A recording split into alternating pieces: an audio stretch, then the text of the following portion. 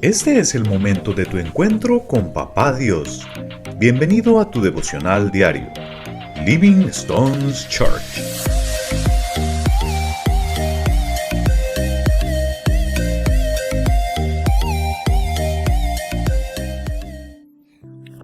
Muy buenos días, familia, espero que estén muy bien, que estemos fortalecidos en este cuarto día de ayuno, en el cual seguimos aprendiendo más de Dios y seguimos acercándonos y humillándonos delante de Él. El día de hoy vamos a estar viendo nuestro tercer capítulo de Gálatas, donde vamos a seguir viendo esa postura del apóstol Pablo, un poco enardecida, furiosa, exhortante, confrontante respecto a los Gálatas. Y podemos evidenciarlo desde el inicio del capítulo. En el versículo 1, él dice, hay Gálatas tontos, ¿quién los ha hechizado? Pues el significado de la muerte de Jesucristo se les explicó con tanta claridad como si lo hubieran visto morir en la cruz. Déjenme hacerle unas preguntas. ¿Recibieron al Espíritu Santo por obedecer la ley de Moisés? Claro que no. Recibieron al Espíritu porque creyeron el mensaje que escucharon acerca de Cristo. ¿Será posible que sean tan tontos después de haber comenzado su nueva vida en el Espíritu? ¿Por qué ahora tratan de ser perfectos mediante sus propios esfuerzos? ¿Acaso han pasado tantas experiencias en vano? No puede ser que no les haya servido para nada. Es muy importante ver cómo en este momento nosotros podemos ver al apóstol Pablo, cómo realmente le entristece tanto ver cómo cada día aquellos discípulos que él en tiempo atrás, en ese primer viaje misionero, que habían estado tan encantados, que habían estado motivados, que habían estado llenos del Espíritu, que realmente habían decidido dejar con la ley para recibir la gracia, ahora se estuvieran desviando por una mezcla, digamos, podríamos decir, entre la gracia y la ley, pero más inclinado hacia la ley. Es por eso que es un poco fuerte en cómo les habla a ellos en expresarse, mira qué tonto, ¿cierto? ¿Cómo es posible que se vayan a dejar engañar de esa manera? Y él lo dice, él se los explicó el mensaje de salvación de una manera como si el mismo Jesús hubiera estado ahí, muerto con ellos, como si ellos mismos lo hubieran visto morir. Y esto a nosotros nos tiene que llevar a pensar muchas veces cómo en nuestras vidas. A veces queremos muchas cosas y demandamos muchas, pero es muy poco lo que nosotros ponemos de nuestras partes. Porque esta iglesia de Gálatas, su problema fue que prefirió escuchar a cualquiera que llegó a decir, prefirió seguirse según el miedo o el temor de lo que iban a pensar de pronto esos judíos que tenían mayor práctica en el judaísmo, que no al mensaje del cual ellos habían sido libres, ese mensaje del cual les había abierto la oportunidad de llegar a la presencia de Dios. Ya luego vemos cómo Pablo sigue exhortando, sigue mostrando, sigue dando ejemplos entre cómo muestran el vivir en la ley y cómo muestran vivir en el Espíritu. Sigue haciendo más exhortaciones. Nuevamente por allá vemos alrededor del versículo 15, donde él empieza a hablar sobre la promesa que había sido dada a Abraham y esa promesa que recae únicamente en Jesús.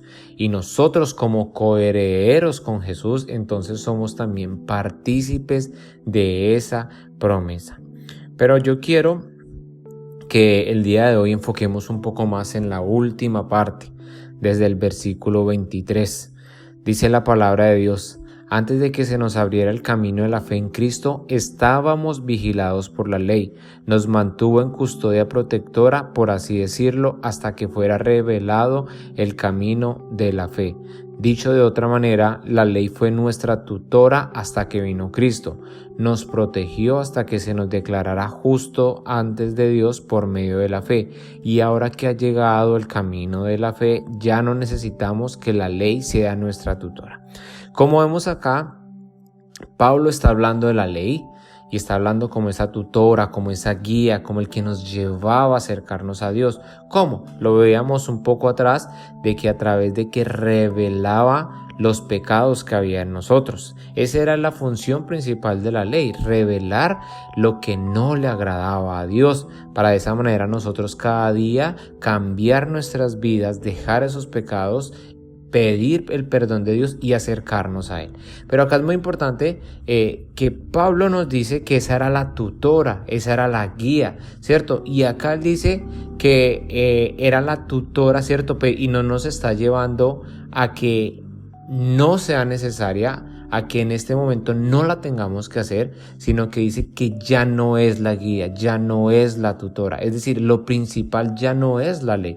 Pero Pablo en este mismo versículo está afirmando de que de todas maneras la ley persistía, de que la ley todavía está. En ningún momento está dando una instrucción de que la ley no se vaya a guiar, porque como tal vez lo estudiábamos el día de ayer en Gálatas 2, veamos cómo la ley nos condenaba y la gracia nos acercaba a Dios, pero que cuando nosotros buscábamos el favor de Dios, cuando nosotros buscábamos agradar a Dios, cuando nosotros decíamos vivir en Cristo, pues nosotros en cierta manera le vamos a dar cumplimiento a esa ley. ¿Por qué? Porque Jesucristo nos lleva a vivir lo que le agrada al Padre, pero es una manera en la cual no es impositiva, sino es por amor a Dios que nosotros cumplimos esa ley.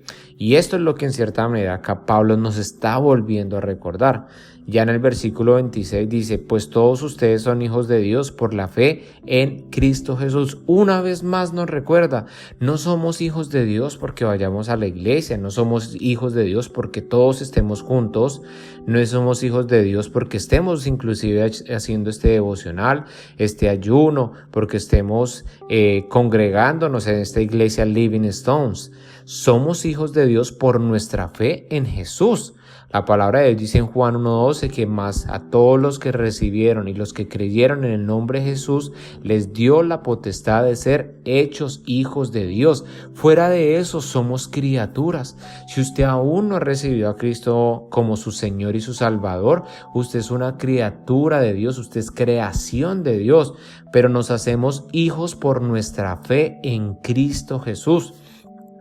Y sigue, versículo 27, todos los que fueron unidos a Cristo en el bautismo se han puesto a Cristo como si se pusieran ropa nueva. Ya no hay judío ni gentil, esclavo ni libre, hombre ni mujer, porque todos ustedes son uno en Cristo Jesús. Y ahora que pertenecen a Cristo son verdaderos hijos de Abraham, son sus herederos y la promesa de Dios a Abraham les pertenece a ustedes. Acá ahora nos recuerda que nosotros somos uno nuevo, que aquellos que hemos recibido el bautismo, el nacimiento de nuevo, esa nueva vida, nosotros somos uno en Cristo, de que ahora nosotros recibimos esa promesa de Dios a Abraham también a nuestras vidas, también como herederos. Nosotros ahora pertenecemos al reino celestial de Dios, pero Pablo llega a esta conclusión o llega a esta exhortación un poco más suave y un poco de más gusto, ¿cierto? Porque yo creo que a usted le gusta saber que usted es un hijo de Dios, que usted tiene las promesas de Dios, ¿cierto? Pero después de haber pasado por toda una exhortación y todo un confrontamiento acerca de o vives para la ley o vives por la gracia. Pero no puedes vivir para la gracia, pero demandando aún los designios o los rituales o las demandas en sí de la ley, de los mandamientos. Y usted dice, pero entonces, ¿cómo voy a saber yo si estoy viviendo por la ley o por la gracia? Es muy fácil, familia. Si usted ha caído en rutinas, si usted piensa que solo ir a la iglesia, si usted solo piensa que escuchar a un líder, a un pastor, si usted cree que simplemente un devocional, es decir, si usted cree que lo que usted reciba es todo lo que usted necesita y esa es su relación con Dios, pues tal vez tú te estás guiando simplemente por la ley, porque te has quedado con lo que todo el mundo te dice, con lo que todo el mundo experimenta, pero no con lo que tú has ido a buscar de Dios.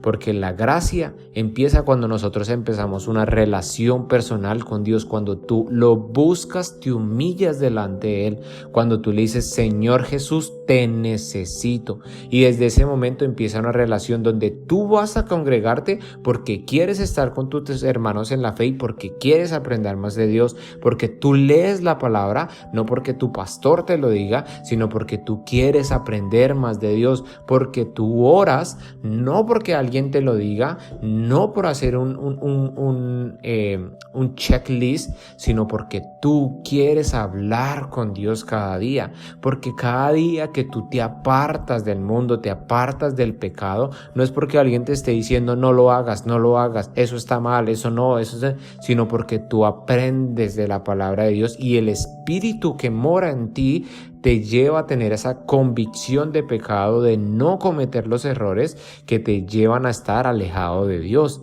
De esa manera tú empiezas a vivir la ley, no como una demanda a la salvación o hasta cerca de Dios, sino como el resultado de tu amor a Dios, de tu resultado de que tú aceptes, tengas la certeza y la convicción de que Dios mismo vive en ti, de que tu vida ya no te pertenece, sino que tu vida le pertenece a Dios. De esa manera te voy a invitar a que oremos. Papá Dios, te damos gracias por este día, te damos gracias por este devocional. Bendito Dios, ayúdanos cada día, Señor, a verte cada día más a ti. Ayúdanos, papá, a entender y a vivir por la gracia, por ese regalo maravilloso que tú nos has dado, amado Jesús. Ayúdanos, amado Dios, a verte cada día en nuestras vidas, a reconocerte, Señor. Ya no queremos vivir por la ley, pero perdónanos, Señor, si nos hemos acostumbrado a vivir ahí de una manera legalista, religiosa, de una manera conformista. Por el contrario, Señor, nosotros queremos tener una relación firme, genuina contigo, donde la ley, Señor, se lleva a cabo por amor a ti primeramente, porque tú vives en nosotros y porque tú obras a través de nosotros. Quédate con nosotros, Señor, y sigue obrando a través de nuestras vidas. Todo esto te lo pedimos y te lo oramos en el precioso nombre de tu Hijo Jesús. Amén. Gracias por tu compañía. Te esperamos en el próximo devocional. Dios te bendiga.